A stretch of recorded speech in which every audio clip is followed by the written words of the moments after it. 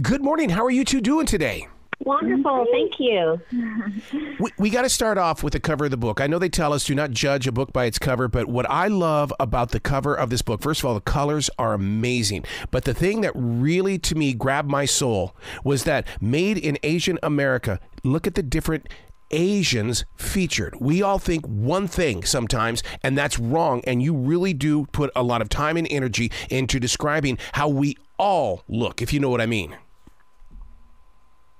Yes, absolutely. This is Erika, and we're so thrilled with the cover of the book and glad that you think it's amazing as well. And for sure, we wanted the diversity of those who identify as Asian Americans to be represented not only in the words in the book, but especially on the cover because, as my sister, a middle school librarian, tells me, the kids will only pick up books that have compelling and cool, grabbing covers. You're so right about that. One of the things that I've learned about talking with YA authors is that they want to be able to see themselves on that cover. And that's what I love about how publishers are so open to that these days, because people see themselves and then they dive into the story. Absolutely.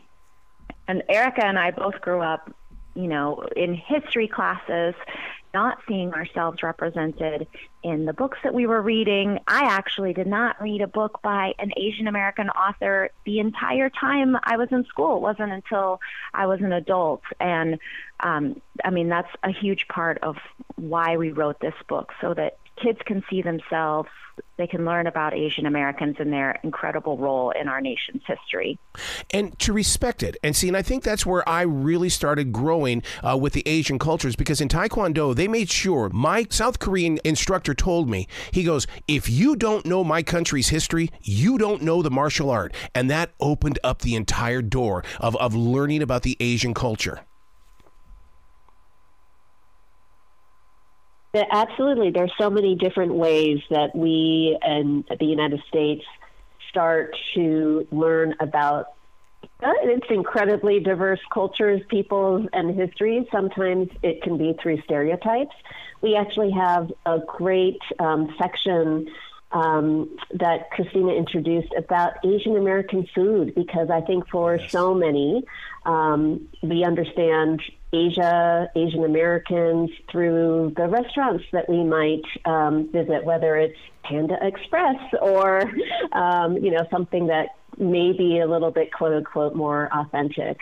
And so we really try to reach our readers through both what they may know already and sort of interact with on a day-to-day basis, but also encourage them to dig deeper into what they may not know and what they may not have been taught in their own classrooms and in their own library books. That's so funny that you bring that up, because part of my studies for Taekwondo was they said that they didn't put it on the outside of the building because people would come in thinking it was a restaurant. They didn't know what Taekwondo was. They didn't know what Kung Fu was until it was a television show. And so many people judge on that kind of thing. And that's why on all buildings, it seems, it says karate, because people know it. But you're absolutely right about those restaurants. Is it authentic? That's where I want to go. I want to go to an authentic restaurant and support as they grow in our community. That's wonderful. And Erika and I both hail from restaurant families. Wow. And it's funny that you talk about authentic, because my parents moved to a small town in Texas, opened up the very first Asian restaurant in the county. And even though we were Thai, my family is from Thailand, we opened a Chinese restaurant because that's what people would know. That's right. And on our menu, we served chicken fried steak, because this was the 1980s, and that's what you had to do. I love how in your book, ordinary people doing extraordinary acts. I love that, because that's that inspiration or that push forward for someone who's reading the book to go, I can do it. They said I could. I'm going to go do something extraordinary today. We tried to select as many stories of real people as possible and tell history through their eyes, because we felt like that would be most relevant, most interesting to our young readers. And we knew, there are going to be some folks that are very well known, like Patsy Mink was a House representative who was the architect of Title IX, or Suni Lee, who is an Olympic gold medalist. But we also had these incredible stories of regular people, most of them kids, teenagers, that we found that are not covered in many history books, right, that most people wouldn't know. But yes, just through their everyday actions of resilience, perseverance, and standing up for what's right for themselves and for other people, they are just as much heroes as anyone else. I love the idea that you're reaching to the young people, because I believe that they can be the conversation starter for their elders, and to just get the conversation going, because we live in this generation now where it seems like the elders who have lived this life don't get to really to share their story, because everybody else is going, I'm just getting on with my own life. But a book like this says, wait a minute, take your time, understand what's going on, let's create a conversation. Yes, I think you're absolutely right. I've gotten so many emails and messages from readers of my books that have been written for adults, telling me how, for the first time, they were able to better understand where their parents had come from and why they grew up the way that they did. And it's our hope that with this new book, reaching a new generation of young people, that they will be able to have those conversations as well, to see themselves in these histories, to, like you said earlier, see themselves as changers, because the histories that we profile are almost exclusively about people who were doing amazing things when they were young, when they were in middle and high school.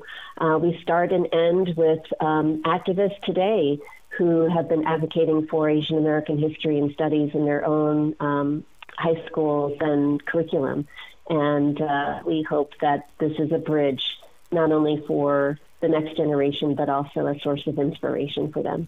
What did you two learn from this? Because when you go into a book like this, you're students, and as students, you've got to create that path that's going to reach a reader.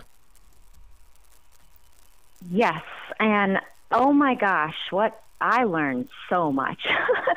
So I actually came to this project having read Erika's books for adults just as a reader. And I remember the first time I read her book, The Making of Asian America, and it was eye-opening how much history I didn't know about my own history. This is my own story of how my family came to America, and I had no idea. And then, so you could I was to be getting the call that I'm going to be working with her on a project like this for young people. But just the way that she helps you see patterns across time and how they pop up again and again. So, for example, the ways that Asian Americans have been scapegoated in the past for bringing disease to America or for taking away jobs. Gosh, doesn't that sound relevant to things that we hear, in recent history, right? In just the last few years. And so when you notice those patterns, when you see those things repeating, that's when we can take action and say, okay, we're not going to let these things happen again. We're going to stand up and make sure we're changing history in the moment. Wow. Is there a website? Because people are going to read this book and they're going to want more. Where can people go to continue to grow forward?